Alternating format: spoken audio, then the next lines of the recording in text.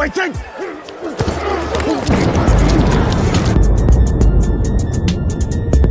He's got Ben Troupe at the 15, at the 10, hurdles a man, spins to the 5. Oh my! Still on his feet, still pounding to the goal line. He's gonna score!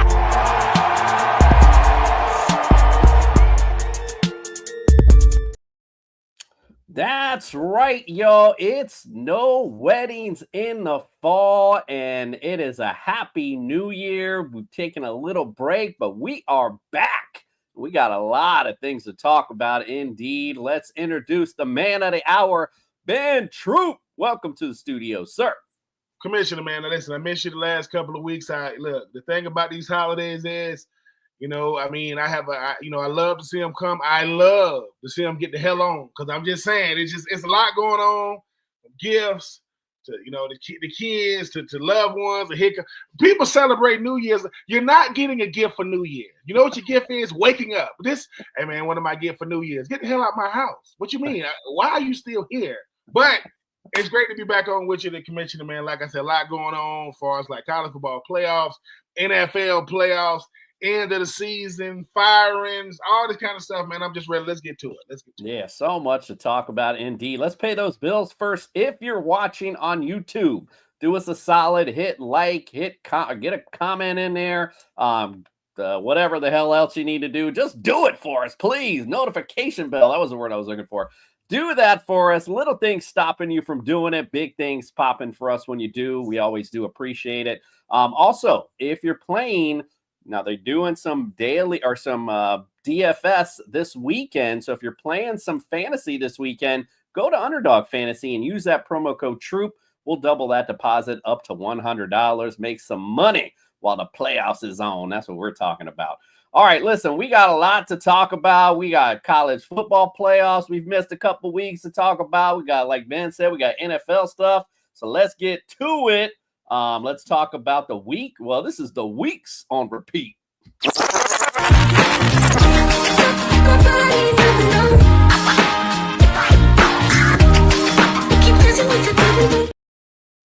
All righty. Well, like I said, we have missed a couple weeks so far, but I'm going to just throw up the graphic of what we got, and I'll go over the scores. I don't need to necessarily break down all the games, guys. It's been a couple weeks out, boring everybody. But here's what the college playoff bracket looks like currently. Going over the scores in the first round, Notre Dame 27-17 over Indiana, Penn State 38-10 over SMU, Texas 38-24 over Clemson, Ohio State beat down 42-17 over Tennessee. And then we got to the second round, the Fiesta Bowl, Penn State 31-14 over Boise State, Texas 39 to Arizona State's 31 in double OT. What a great game. A little bit of controversy afterwards saying, I've heard around that their Arizona State's field goal should have counted because technically under some rule, after it's deflected and it bounces in, it's supposed to count. I don't know about all that, but who knows? Ohio State 41 to Oregon's 21, and Notre Dame 23 over Georgia 10. Wow. So let's talk about what has been going on these college playoffs. We'll start with you, Ben, with the biggest surprise so far, biggest surprise win. Doesn't necessarily have to be them winning, but maybe even the score. But what do you think was the biggest surprise win? I mean, the one that stood out the most was that Notre Dame Georgia game. I mean, I know people are gonna talk about the fact that Georgia had their backup Gunnar Stockton. I mean, Carson Beck obviously had an injury, but it's the last 38 seconds of the first half. Georgia has the ball. They get a sack. They get a big touchdown. They run back the kick after the half. And after that, the win got taken out of Georgia's cell. And let's face it, Notre Dame was always playing for something different because that's brand. Everybody else, I'm not saying Georgia ain't a brand. I'm not saying Texas ain't a brand. I'm not saying Penn State, Ohio State. All those fail in comparison to Notre Dame. They don't have to play in a conference championship game. They're contractually obligated to say they're in the ACC, even though they don't go to the ACC championship game, which is weird. But I was very, very impressed with Notre Dame. Now, I was even more impressed with Ohio State because of how they beat up on Oregon. Everybody kept saying, this is the year, this is the year, this is the year, this is the year. Based off of what? Because I kept telling people this. The one thing that everybody had in common, except like Boise State, was they had losses already. Georgia had a loss. Texas had a loss. Ohio State had a loss. Oregon, look, it's going to be hard to go unblemished for a full college football season now because of the college football playoff. But listen, from the opening ding, it was ugly. It got ugly and it stayed ugly. And it doesn't mean that Oregon isn't the team we thought they were going to be. It's just that people always go, who did you play? Who did you play? Who did you play? Ohio State had already lost, right? Penn State still can't beat Ohio State, and they're still in it. Texas is the only remaining SEC school in it, and they just got here, right? But I am looking forward, to these semis. I think sometimes, Commissioner, when it comes to these games, people be disappointed. Listen, anybody can be beat, and if you got something to say about a team that made the college football playoff because they got blown out and your team didn't get in, that's why your team didn't get in. You still watching, so because I got it's a bunch of teams that got in, but I will say the most impressive team, even though they lost, was Arizona State. You don't do that to them. I mean, they're going up against 2 overtimes against Texas. No one saw that. Come on, man. No one saw the Sun Devils taking the Longhorns to the brink. They came up short, controversial again, right? You mentioned I was very, very impressed with Arizona, but I was very, very disappointed in Oregon. Not that they lost, but the manner in which they lost. So if our audience would like to go back to our first episode, it's funny because we had a whole conversation about rankings and about how dumb they are, quite frankly. And I just overlooking, not breaking down playoffs and how it was bracketed, but all I got to say is 1, 2, 3, 4, you're out. So all these rankings get out too. Because that to me was the biggest surprise, if you will, was all these high-ranking teams kick rocks and basically their first game. So that was to me the biggest surprise of the first couple rounds. So we talked about disappointment, but give me the team that impressed. Well, I think you already did that with Arizona State, but is there another team that impressed you the most other than Arizona State? I mean, I got to say this. I mean, because I watched a lot of their football, Penn State, because to me, I thought Penn State was going to be one of those teams. Okay, they made it to the college football playoff. James Franklin still can't beat Ohio State. They still go to the conference championship game, lose. But I thought that was it for them. The fact that they're still in the tournament, one of 2 teams in that conference still, them and Ohio State. I got to give Coach Franklin a lot of credit. Now, but you know how it is though, Commissioner. Now that you've moved on, and now I don't know if everybody watched the first round. Oh, everybody was watching the second round. Now we in the semis, and you still in it. Now things get interesting because we talking about really a 1-game tournament to move on. So if I'm gonna talk trash about them Nittany Lions when they lose, I'm gonna give them credit when they win. They've been very, very impressive. I've been very, very impressed with Coach, because Coach Franklin, while he still, hasn't beat Ohio State or won that conference, he's still in it. And it's got to mean something that he's still in it. But now you know how it is, Commissioner. If you lose now, they're going to say, see, what's the point of winning them first 2 rounds, man? Just to lose in the third. But, hey, man, but I have been impressed with him, no doubt. As I used to tell my friends, it don't mean a thing if you ain't got that ring. And that's what you're saying there. I mean, that's like you said, what's the point of getting to round 2 if you ain't getting to the final, period? So nobody remembers you for losing in round 2, but they do remember you winning the championship. How about the biggest disappointment, even the first round games? Which team disappointed you the most? Thought you'd see a little bit more out of them? Indiana. I got to say it because, this whole season, right, they got this head coach.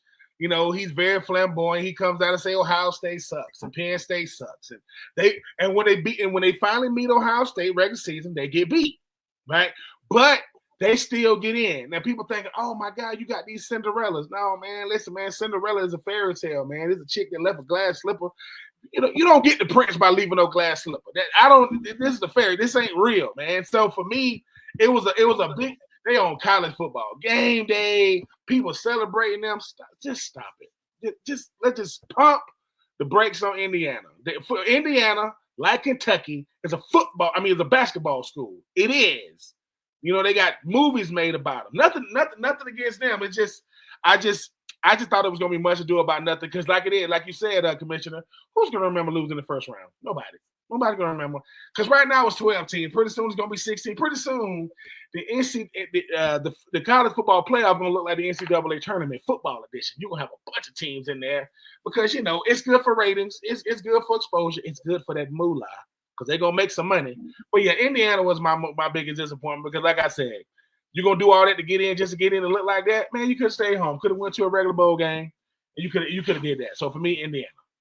I'm so glad I'm seeing things that I used to think about when I was a child come to fruition. Even as a little kid, I've always wondered, why have the Tostitos, whatever the hell, the John Deere Bowl? I didn't even watch the Hurricanes game. I could care less. It's a pre-postseason game that means nothing. So to me, it's very exciting to see them. I kept saying, why not use these little bowls that no one cares about and put it in a playoff? Because all of a sudden you're going to have people watching it. So I'm glad to see these things are coming to fruition as I'm an older man, finally getting to see these teams play that otherwise wouldn't have never gotten a shot back in the old era. So it is pretty cool to see all that come to fruition. And my biggest disappointment was Tennessee because we've seen them. We've talked about it. Played very good. And they would play up sometimes, and then sometimes they played down. It's just unfortunate played down in this game because I was expecting at least a game out of this. And it was just over quickly. I'm done. Yeah, I mean, them Tennessee Vols fans, they talk a lot of trash, right? They baseball team did win the national championship of 2023. We give. I mean, they did win it last year. We give them that. But these Tennessee Vols fans, man, they be talking like they'll say, "You wish you had Peyton Manning." No, we don't. Because Peyton Manning never beat Florida, never won an SEC championship game, never won a national championship. I mean, I get it. He's Peyton Manning. I get it. But these Tennessee Vols fans, man, I mean, and listen, if you are a Tennessee Vols fan and you were the ranked number 1 in basketball and my Florida Gators blew the doors off y'all yesterday, it happens. I mean, no one's going to be undefeated. I'm just saying, Georgia just beat Kentucky in basketball. That's like never happened in life. So, but no, I do agree with the Tennessee because if you look a certain way with one of your quote best teams and your quarterback is a freshman, so he's gonna be around for the next couple of years, what do you got to look forward to when you if indeed you do go back to the college football playoff? Because you're gonna have the same signal caller, the same head coach, the same scheme. Not a different team, but does the culture change? But yeah, Tennessee, needless to say, all those Tennessee Vols beat writers that usually have me on their show, yeah, their phone numbers wasn't working after that game. Ain't nobody want me to come on and talk. Got a lot to say during the year. Don't got a lot to say when they lose. But it's all good, though. It's all good. No that's how most people are, isn't it true? Oh, man, you were trying to call me? No. You wasn't picking up, right after the game. But it's all good. It's all good. Yes, sir. All right, let's turn a page to the NFL, which we know came to a close for the regular season this past week. So I just want to point out a couple things, and then I was going to ask you some. But number one, you were just on the Blonde Blitz a minute ago. Unfortunately, I was in the back. But man, boy, when you said that about Barkley, I was like, bruh. Like, not like you said, these things don't come around that often. No. And even though it was an extra game, but as Dave pointed out on the Blonde Blitz, even though it was one game, Saquon had 30 less carries there, Dickerson. So, I mean, we could go asterisk for asterisk if we wanted to against his old team, like you pointed out. I mean, to me, that didn't make no sense to me at all. And as you said, and I don't know if you said or someone else said, if they go on and lose anywhere, if they don't get a Super Bowl victory, that's all they're going to hear about in the offseason. Why don't you let Saquon do his thing? Because, and I'm just going to show my, I guess, little feminine self. When I watch every game, I got them all up. And when that moment happened for Mike Evans, I'm going to tell you something. I went out to tell my son because he just went out to do something, and I'm banging on his door, and I literally started just bawling, crying, trying to describe what happened with Mike Evans. Like, it was such a great moment. The crowd's going, Mike, Mike, and then they throw it to him and he gets it, and the team, it's their last play of the game. They're walking off the field, the seconds ticking off, man. That was just, you couldn't, that was a Hollywood movie type thing. So, but anyway, that was just my little rant. As far as the NFL goes, which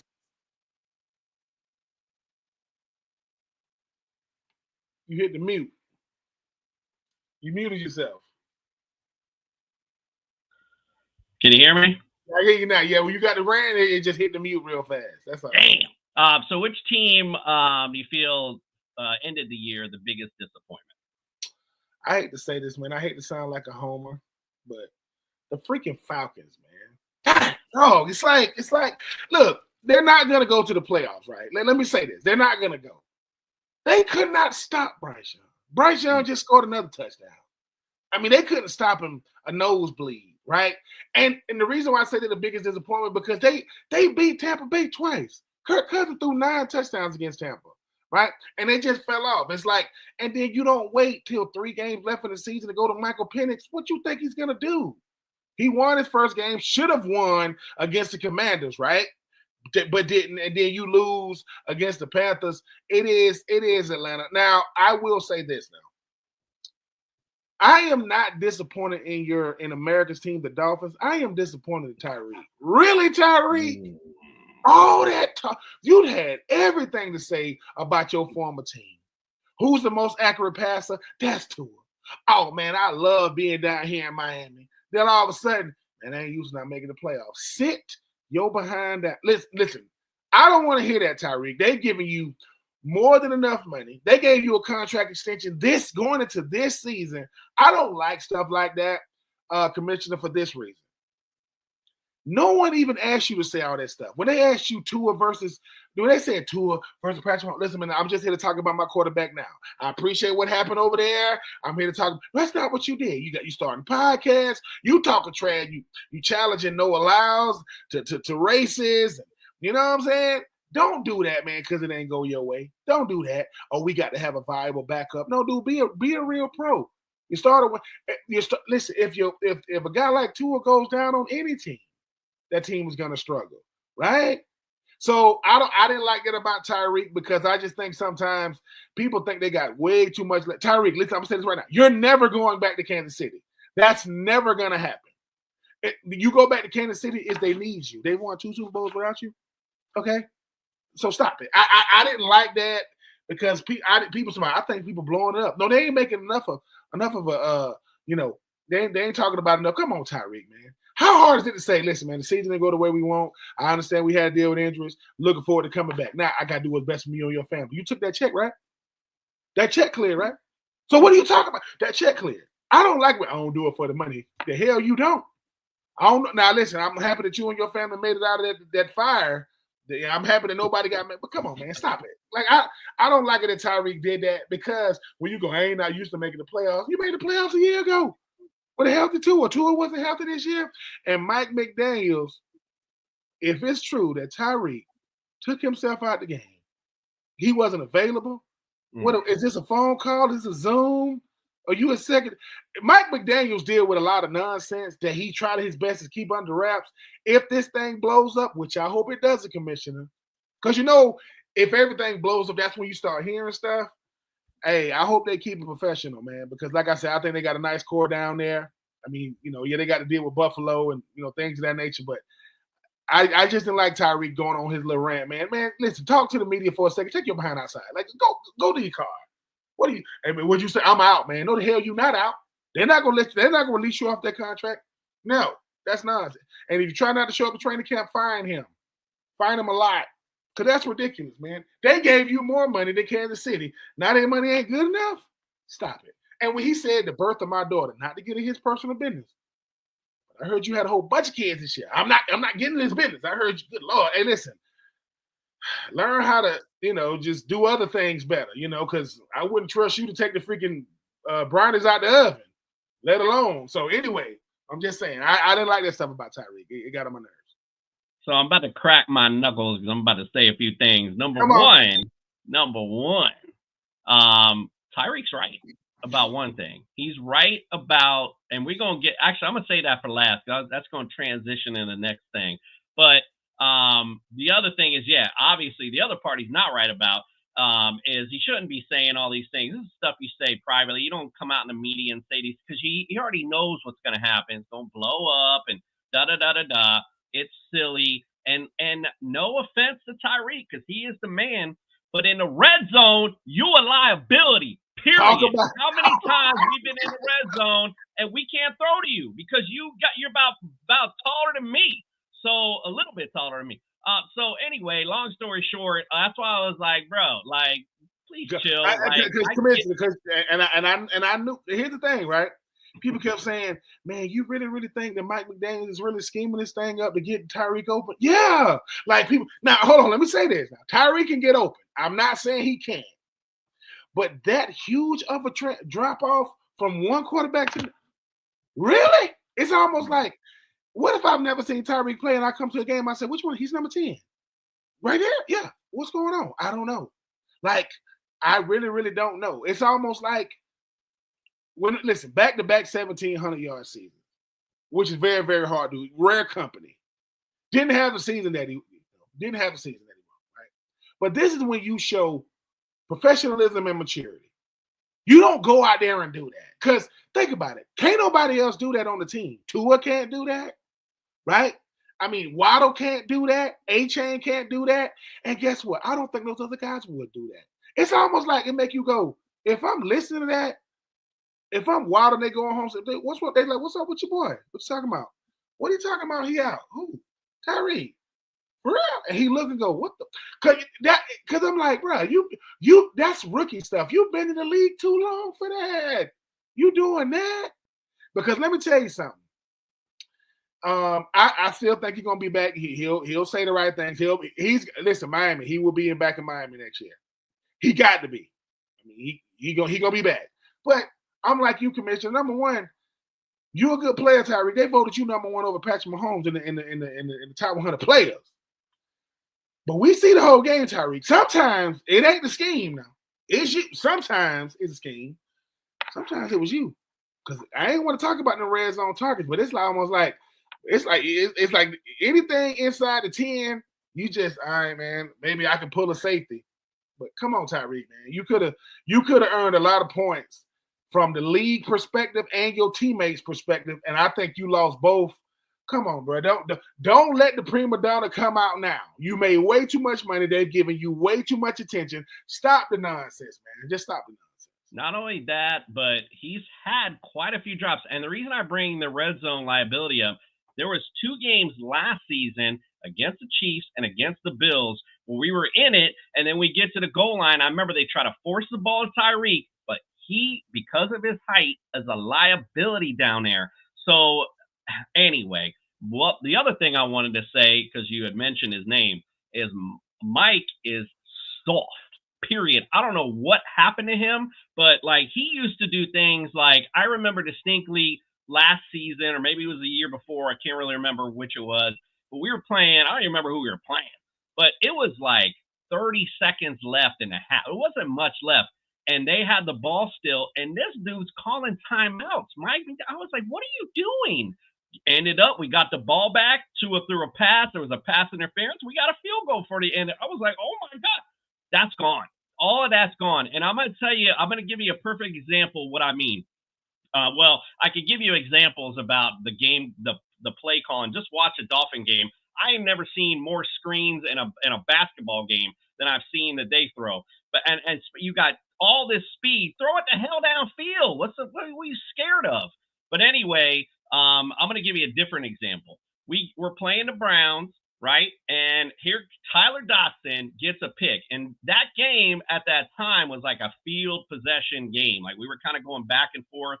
Tyrell Dotson makes a pick and takes his helmet. Listen, I don't even play NFL, but even from Pee Wee, I know not to take my helmet off. He took his helmet off, celebrating. We get flagged, and all of a sudden, a pick that we got at the 50-yard line. Now, granted, the offense made some penalties, so we ended up at like the 10-yard line from the 50. We just moved backwards. And I was sitting there watching Tyrell Dawson on the sideline, and I was going nuts in my living room yelling at him. I didn't see nobody in his ear. Nobody. Bro, like if that was Mike Tomlin or someone else, they'd be in his face. And that's what it should be. Not sitting there like, oh, it's okay. Hell no, it ain't okay. That's something you should already know. Like that's basic stuff. Nobody should have to tell you that. It make no sense. But anyway, that's my little rant. Now, I will say as we transition to our little next thing about coaches, I am not one to ever say anything about a coach firing or general manager hire. I don't ever say nothing. But this is where I say Tyreek is right. Because I don't know how, on this God green earth, that Chris Grier still has his job. Because at the end of the day, when you have a QB that has well, I don't want to say it's been an injury issue because he's been the year prior, he was healthy all year, but he's got a history of head injury. How do you not bring in a viable backup quarterback? And in fact, Joe Flacco wanted to come to Miami and they didn't sign him. That don't make no sense to me. When you bring a guy off the street, right? And he's better than your current backup, you got freaking problems, period. So that's all I was going to say that Tyreek was right about, was Chris Grier should have been gone for that. But when we're on for that, let's talk about the coaches real quick. Antonio Pierce, Gerard Mayo did him dirty. Doug Peterson, Matt Eberflus, Dennis Allen, and we know Robert Saleh was let go early in the year. Tell me which of these coaches you feel the firing was unjustified, if you have one or two. Antonio Pierce and Gerard Mayo, because I think here's the thing: if you don't want Gerard Mayo to be the head coach, you want Mike Vrabel. Why don't you hire him Why didn't you hire him last year? Just hire him. Oh my God, they want Mike Vrabel. Let me tell you something, Robert Kraft. You ain't fooling me, man. See, everybody gonna say Robert Kraft is this guy, man. He that dude. Robert Kraft had Bill Belichick and Tom Brady, right? He went to all them Super Bowls. What's happening now? How in the world, Gerard Mayo, a guy you drafted in the first round out of Tennessee, spent 10 years there and spent like 7 years on the staff, and now he's literally giving his entire adult life to the New England Patriots and say, man, he's like a son to me. Well, treat me like a cousin then. Don't treat me like no son. Because you got rid of me after 1 year. Didn't Bill Belichick have the same record in 2023 as Gerard Mayo did in 2024, which lets you know our team is bad. Outside of the Gonzalez kid on defense, you don't even know who plays for New England anymore. What? They won't even bring veterans of the past on the sideline because they don't even know who's who. They're like, who? I mean, think about it. I mean, Ty Law and all them, and Teddy Bruschi. I'm like, who the hell are these players? I don't know. These current team, Gerard, huh? Who are these players? That's my quarterback. What? It's like, it's just crazy. And here's the thing about the Antonio Pierce situation. Really, Mark Davis? I mean, look. You weren't good in Oakland. You ain't good in Vegas. Your starting quarterback was Gardner Minshew. Like, you talk about people losing their job. Who's the general manager? Who's the general manager right now, for the Las Vegas Raiders? Gardner Minshew was your starter. You got rid of Devontae Adams, right? Max Crosby finally got hurt. He said, I need to get hurt to get the hell up out of here for the rest of this year. I got to go. And you find Antonio Pierce is the problem. No, your haircut is the problem, Mark Davis. It's a problem. You sit down in the barber's chair, they put a hat on your head, they cut around the hat, you take the hat off and go, oh, I'm ready. Get up. Why? Because no one's going to say anything, right? Anyway, Antonio Pierce getting fired by the Raiders makes about as much sense as Rand Carthon getting fired as GM by the Titans. And then the Titans GM, Chad Brinker, the president of football operations says, listen, this is what we're going to do moving forward. We're going to draft. He said, I want you to remember 3 words. We're going to draft. We're going to develop, and we're going to retain. That's what everybody does. If I'm in Nashville, Tennessee, I go, I'm sorry. Did you just say y'all going to draft, develop, and retain? Yeah, and we're going to develop the young guys, and we're going to retain the best of the bunch. I would have been like Derrick Henry. I don't want to talk about that. Like A.J. Brown. I don't want to talk about that. So you're a liar. You're not going to retain them. He says, and I want a new GM that has a background in scouting. Like Rand Carthon. The guy who started as a scout, then he became the head scout. I said, listen, Mr. Brinker, you want to know why bad teams remain bad teams? Because y'all been rebuilding longer than, Atlanta been trying to get, another lane of traffic. When Jesus come back, Atlanta going to be doing construction. But we got to get this 9th lane because we got 100 million people. And, bad teams use words like rebuild. Good teams use words like reload. Y'all have never reloaded. Y'all, please. They said, man, that dude got a gun. That gun ain't got no bullets in it, man. That's a Titans. That gun ain't got no bullets in it. Might have water in it. That's a water gun. They ain't gonna do that. I'm just saying Antonio Pierce got done wrong. That's why I don't like the interim tag to become the head coach. Because that's more player-led. No. And Gerard Mayo knew you took the job, ain't nobody want. And look. And Doug Peterson like good riddance. Trent Baalke. Oh my God. Trent Baalke still a GM. The same guy that hired Urban Meyer. What the? You talking about losing your? Nothing screams he got to get the hell on. You hired Urban Meyer. Urban Meyer got Tim. Urban Meyer told Trent Baalke to bring Tim Tebow in to play tight end. What the? I'm just people go, Ben, you think Tim Tebow can play tight end? I said, well, could he play quarterback? Not so. How the hell? He played quarterback his whole life. He can move tight. Anyway, Antonio got done wrong. Gerard Mayo got done wrong. Rand Carthon got done wrong. Trent Baalke is still a head coach. The GM for Miami still has a job. How? I don't know. Right? He walk around telling the players, hey, players, listen, I want to talk to you guys. Who the hell are you? I'm the GM. Man, get the hell on, man. I want to talk to you, man. Talk to you about what? You better go back up to your office. Listen, we think about doing hard knocks. We don't want to do it. We've already done it. We don't want to do that anymore. Back when they had Ryan Tannehill. We don't want Ryan Tannehill held out. Really, Ryan? Anyway, don't get me started. So, a coach is gonna get fired. I get it, but then Brian DeBoer and the GM for the Giants, they still got their job. How? Mm. Like how you once again you want to know why bad teams are making bad teams, and then the owner of the Giants say, why did Saquon call me to be on the sleeper commercial? Because you've been asleep. You don't need to be on no commercial. You've been asleep for 2-3 years now, sir. Get the hell on. Who walks up to a press conference that you're not even called to be in? What you walk around for, sir? Is that the owner of the Giants? That's him. He gonna say something. What's up, guys? Hey, how you doing? What the hell you want? Sure as hell don't want no wins. So anyway, I'm just saying, it's crazy. It's crazy. Yeah, so a couple things. One, it's funny you mentioned the Giants GM because there's a funny little reel going around when they were talking about Saquon and his own son. Little kid was telling him not to get rid of Saquon and worry about the contract and all that. It's super funny. So make sure you check that out. Antonio Pierce, totally agree with you. And Gerard Mayo, he got not only all the things you said, but right after the game, bro, that was what I call an owner being upset that a coach went out and tried to win a game. Like Brian Flores. Oh, we listen, Brian, we want to lose this. Well, hold on. Aren't we in the business of winning? Yeah, but we had a meeting. Who? Was I in the meeting? No, you wasn't there. We don't want you to win this game. So let me get this straight. What do I tell my team?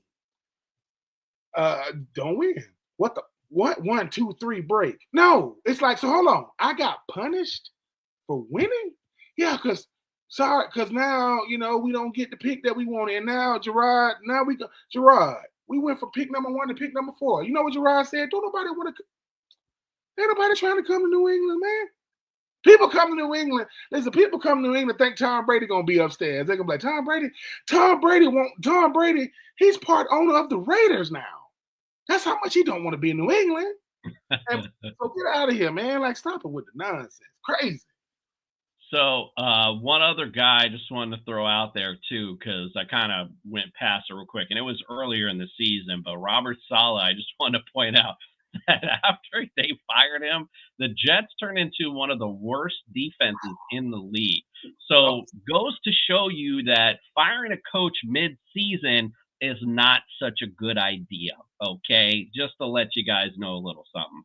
So, all right, let's move on. We talked about the past, so let's talk about, well, we talked about what was. Let's talk about what is and what we're going to watch this week.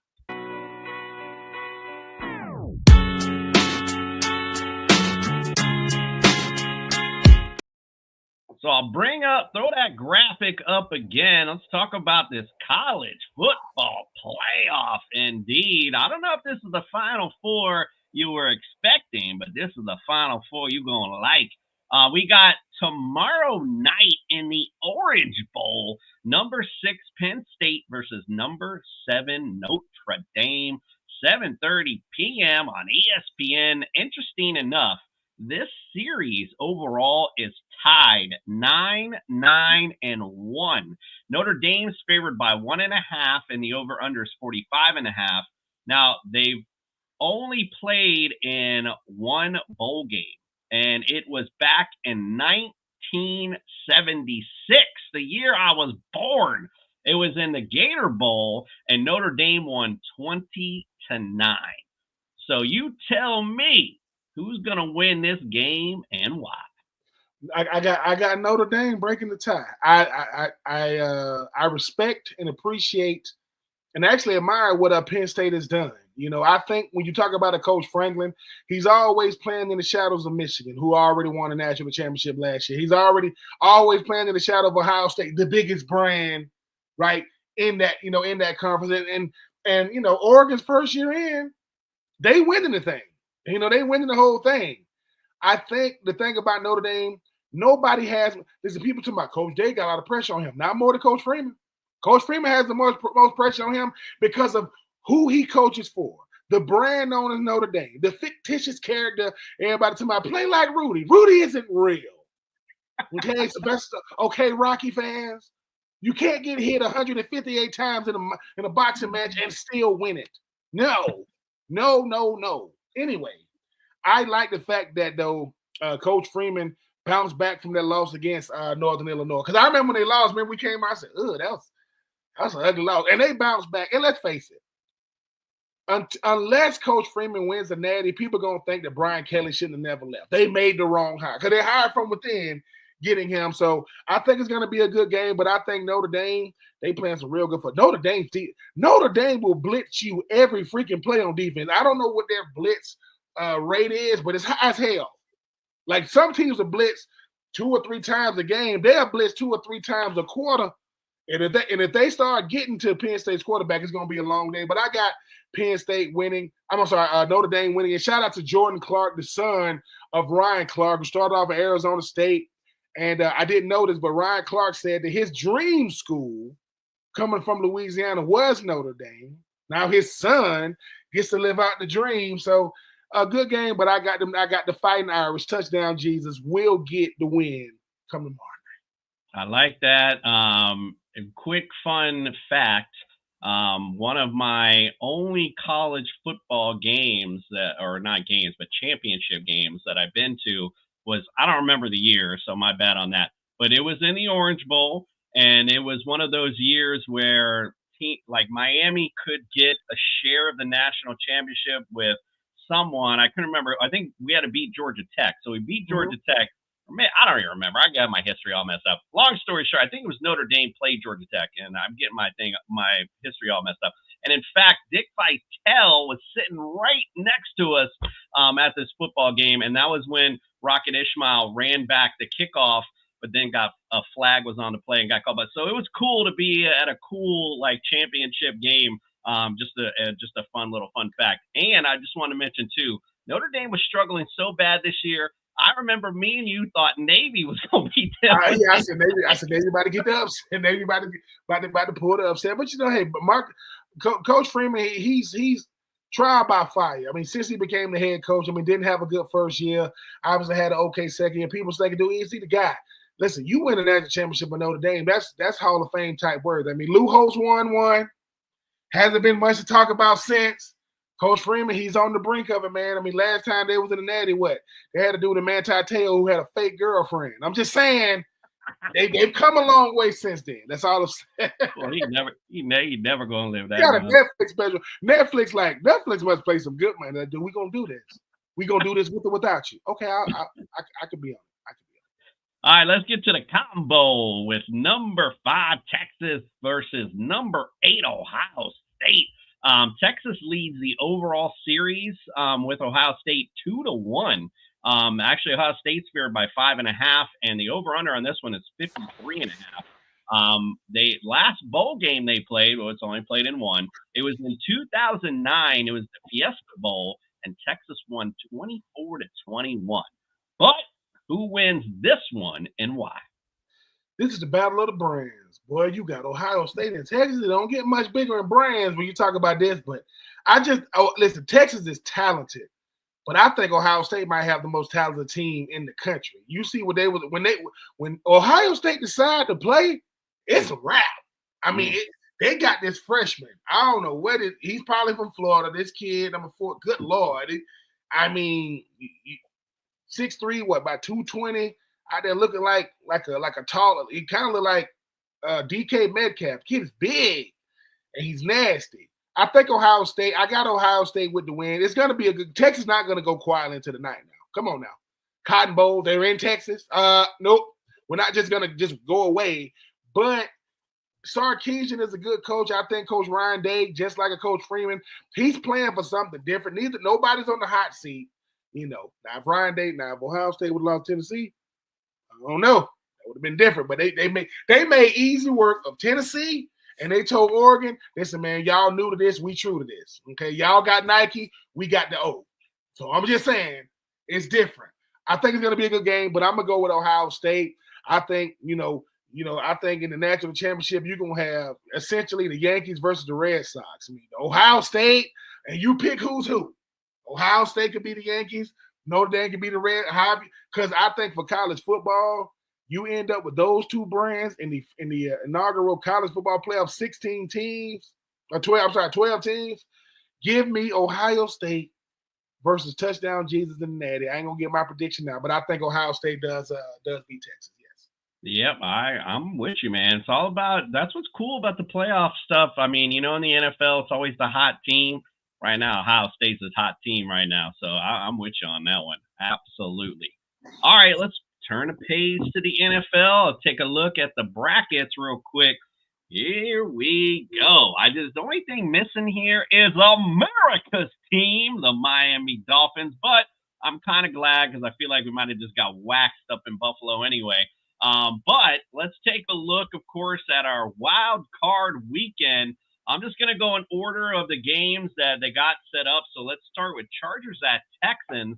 Chargers lead the series 6-3, and this is actually their first ever meeting in the playoffs. I guess that's not too crazy. The Texans ain't been around that long. So what do you think? Who wins that one and why?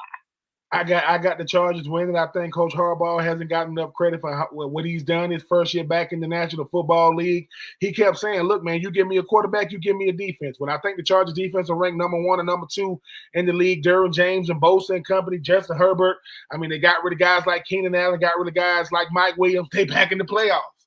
I like this. I like them on the road against the Texans. Houston is an okay team in an awful conference. They want a conference that's awful. The Titans, the Colts, the Jags, good Lord. I just think that C.J. Stroud he had a sophomore slump. I don't know what really happened. Yes, he had some of his weapons in and out of the lineup. We still praying for Tank Dell. That was an ugly injury, but I think the Chargers are just built different. They more smash mouth. They're gonna make life real uncomfortable for C.J. Stroud. Give me them Chargers to go into Houston, come out with a dub. Yeah, I actually was going to mention Houston when we talked about the biggest disappointments, but I just figured I'll wait till now. They have been. We've talked about it all year long. It's just been not what we thought they were going to be, going into the season. So they've been very disappointing coming in. So, I agree with you. I think Chargers win this, and not for nothing, going into the next round. Whoever's got to play this Charger team, better look out because this squad's built to win in the playoffs. That's what's important to say. They are built to win postseason, and they're here. So let's see how they do. All right, let's go to the AFC North, and the Steelers at the Ravens. Now, the Steelers lead the overall series 36-26. They did split this year, 1-1. Steelers lead the playoff series 3-1, and the last time they played was the 2015 AFC wildcard game. Baltimore won 30-15. Who wins this one and why? I'm going to go with the Ravens. I think the Ravens are they peaking at the right time. They end up winning that entire division. Listen, I like what Russell Wilson has been able to do this season to get back into the playoffs to prove everybody, look, maybe I was just in the wrong situation in Denver. I like Najee Harris. I like Pat Freiermuth. I don't know what the hell's going on in the mind of George Pickens. I just don't. If George Pickens decides to play, he's a top 5 receiver. He's that good. Problem is, he's very temperamental. It don't take a lot. So if you Marlon Humphreys and company, they know how to get into his head. But who gonna stop 22? Not Patrick Queen, the former Baltimore Raven. Who gonna stop number 8? I just think that this team is built around the running game with the legs of Lamar Jackson, with the stability. The Baltimore Ravens defense is not great, but they're good enough to give a lot of problems to this Pittsburgh Steelers team. I don't know the health of TJ Watt at this point. I know he got an ankle that he's nursing, but I just think the Ravens are on a different level right now. Give me the Ravens. Big win at home against the Steelers. Got the big back for the cold weather games. It's always like Derrick Henry time when it starts to get cold out. So, we just seen this game. It wasn't that long ago that they played, and the Ravens put a beat down on them. So I expect pretty much the same. The Ravens, as you mentioned, are like the hot team right now, and the Steelers are definitely not hot right now, struggling quite a bit. So I agree with you on that. I like the Ravens in this matchup. All right, let's go to one that's a little interesting. We got the Broncos at the Bills. Now, the Bills lead the series 23-17-1. Bills lead the playoff series 1-0 because they only played once. 1992, it was the AFC Championship game. Bills won 10-7.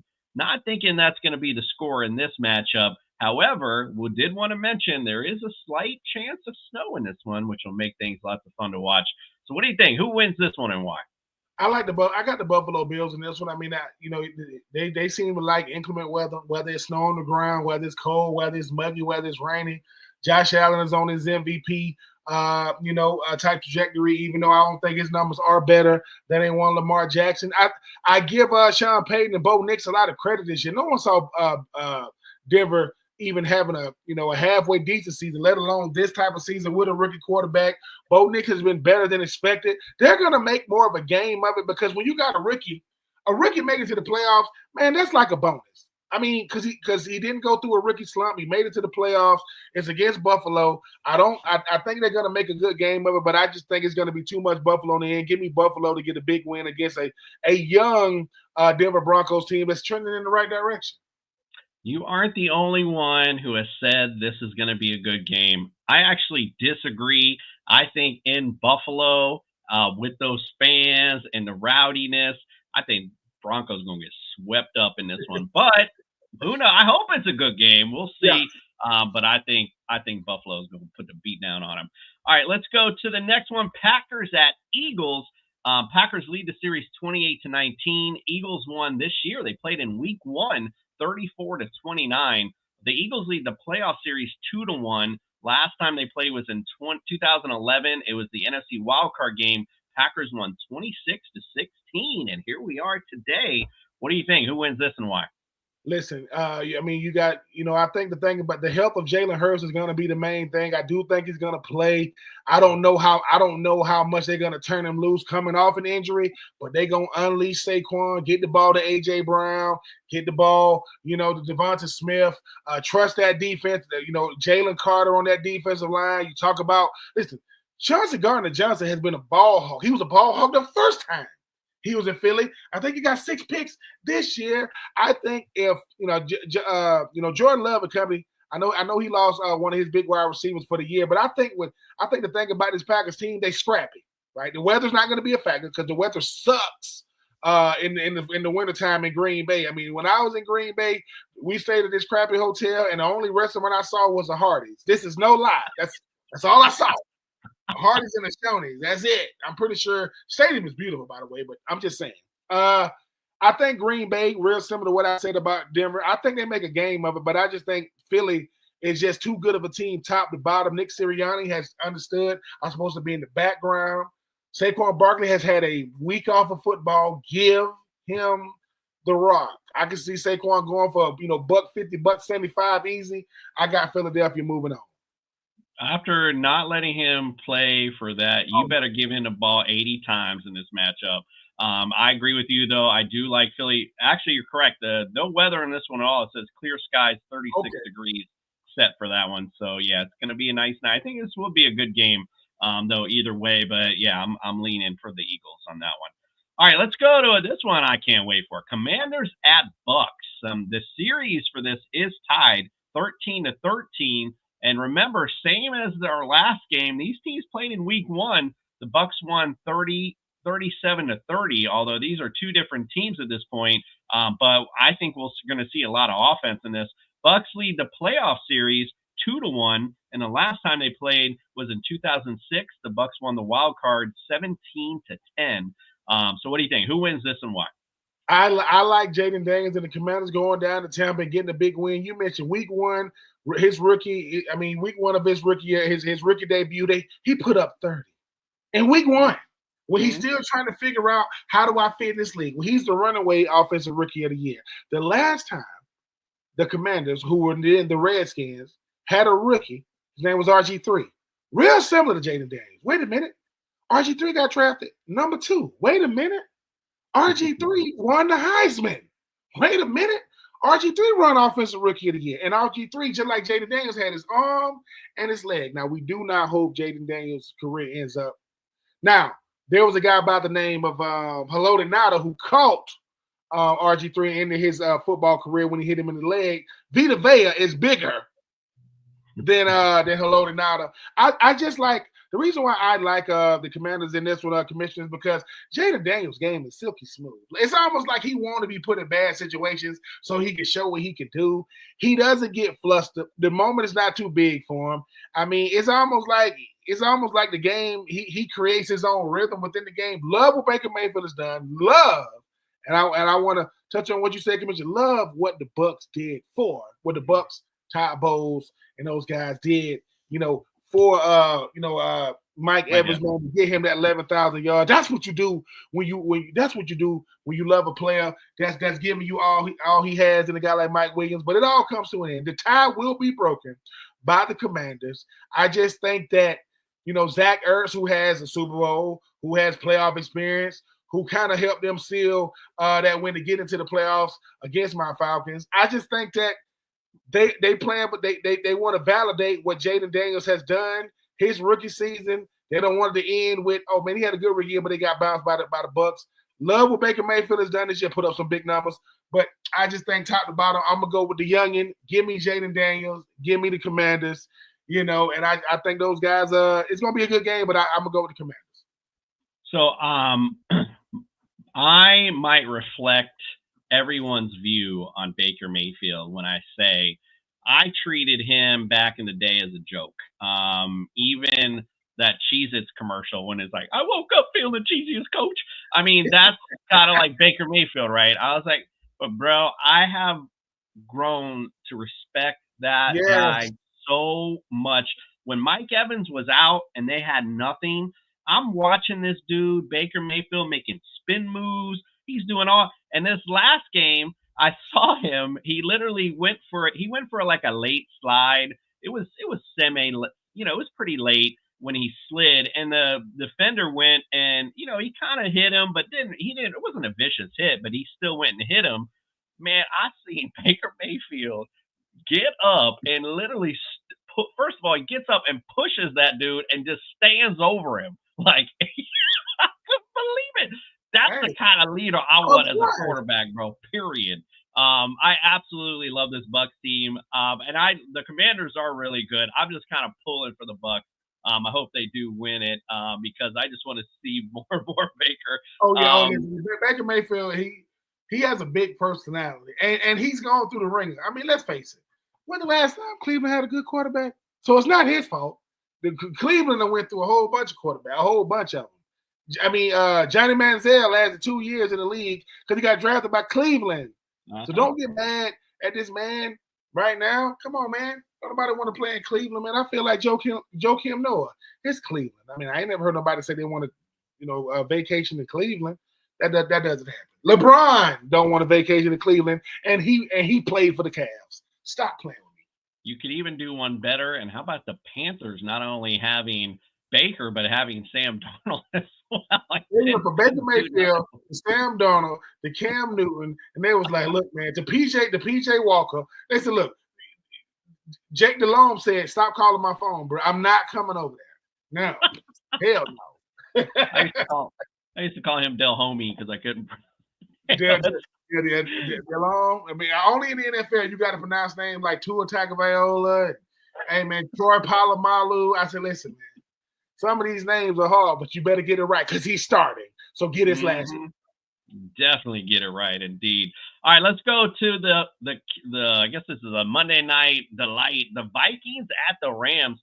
Vikings lead the series 27-19-2. Rams won. They did play this year's on Monday Night Football in Week 7, and the Rams won 30-20. Vikings lead the playoff series 5-2, and the last time they met in the playoffs was in 2000. It was the NFC divisional game, and the Rams won 49-37. That was back in the greatest show on turf era. So, what do you think? Who wins this one and why?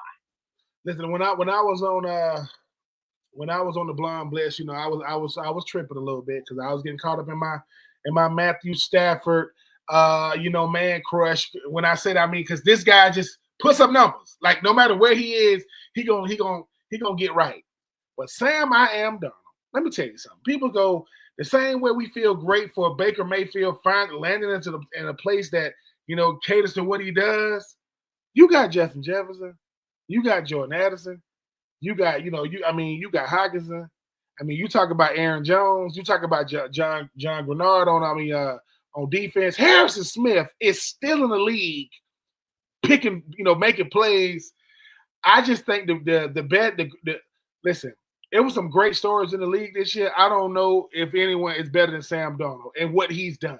Did it all year long. No one saw that. Now, I don't know if he's going to be in that purple and gold in 2025, but he made him a lot of money. How much money did you say he made? He made $10 million. That is laughable for a starting quarterback. That's what backup. He made $10 million. So if $10 million get you that, I'm just saying. So I know, sorry, Dab. I mean, when I was on your show, I was speaking with my heart, not my head. I'm speaking with my head this time. Sam, I am Darnold going to keep it moving because I think coming out of that division with the Lions, with the Packers, now the Lions didn't, and they got that ugly win out their system last game of the year. The Lions got the number 1 seed, but I just think Sam, I am Darnold, that entire team, and their head coaches already come out and said, I want to be here. Stop calling my phone. I want to be in Minnesota. Give me Minnesota. Going to be a good game because, like I said, Matthew Stafford in his contract, he's not allowed to get blown out. He's going to tell Puka. He's going to tell Cooper Kupp, right? He's going to tell DeMarcus Robinson, all those guys, listen, I'm going to throw for 478 yards, 4 touchdowns, but I'm going to have 3 picks. I'm going to throw it to the team 3 times. Give me Sam Darnold and them Vikings. Big win and great season for Sam Darnold. Just like you said to Baker Mayfield, super duper happy for that, man. Agreed with all that you said, except for who wins. And the reason I say that is because when I was watching that pregame for the Vikings and Lions, Sam Darnold looked scared, period. Looked like he was back seeing ghost again. The first thing I said when I saw him as he was, I don't know what he was doing, either warming up or walking out of line. He had the widest eyes I think I've ever seen out of a player. And I knew then, I was like, this ain't going to be a good day for Sam Darnold. He's back seeing ghosts right now. So I think, as you very well know, there are practice players, there are game players, and there are people who step up in big moments in games. And Sam Darnold right now, we'll see, but I don't think he's that guy. I think he's more of that, okay, I'm okay, and in my little bubble over here. But when the moment gets big, I think Sam disappears. So we're gonna find out though. But I think the Rams are gonna show them what time it is. They got all the experience in the world. All right, so we're gonna close things out tonight, of course, with our Skadoop of the week. Before I do that, just want to mention our Wake Up Sunday show has moved to Saturday because of the playoffs. So wake up with us on Saturday morning We're going to break down the whole playoffs. We're going to talk about Wild Card Weekend. We got good betting props for you. We're going to talk about DFS lineups. And we also, of course, got Fancy Jesus. He's going to bless your DFS lineup. So make sure you check that out on Saturday and on Super Bowl Sunday right here on That Sports Podcast Network. You got our Super Bowl special. I can't even tell you all the fun guests that we're going to have signed up because I don't even know who the hell it's going to be yet, but we're working on it. It's going to be an extravaganza. If you want to enjoy your pregame for the Super Bowl, we're going to get you ready. I know at least we got Chef Duffy from Bar Rescue. He's going to show you some good eats and all that kind of good stuff. So that's one guest I can throw out there. But we're going to have a good time on Sunday, Super Bowl Sunday morning. I mean, the one thing I'll never understand is why don't they move the Pro Bowl to Sunday morning? Or Super Bowl Sunday morning, because there ain't nobody doing nothing all day long. And we're gonna talk about the same game all day. Like, what the hell are we talking about at this point? So that's my thing. Move the Pro Bowl to Sunday, please. So that way we got something we can watch, and at least maybe somebody will watch a Pro Bowl at that point. All right, I'm gonna get the hell out of here. Appreciate you all for joining us. It's time for the Skadoop of the week. He's got Ben Troupe at the 15, at the 10, hurdles the man, spins to the 5. Oh my, still on his feet, still pounding to the goal line. He's going to score!